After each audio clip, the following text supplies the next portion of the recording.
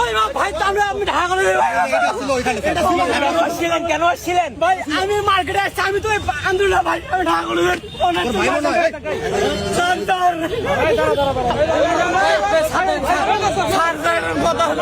আমি দেখাচ্ছি স্যার, এটা কোনো কথা হলো না ভাই, মারছে ভাই। ডিসি মাসে না আসলে আমাকে মারি ফেলতো, উনি আসে চেক করছে। তুমি আগে যাও, আগে যাও। আমি হলে যাবো না হাসপাতালে যাবো? ও আমার সাথে এখানে আমাদের যারা হচ্ছে গাড়ি আটকে দিচ্ছে, ওরা মনে করতেছে এও মনে হয় ওদের সাথে নেই। না না, আপনাদের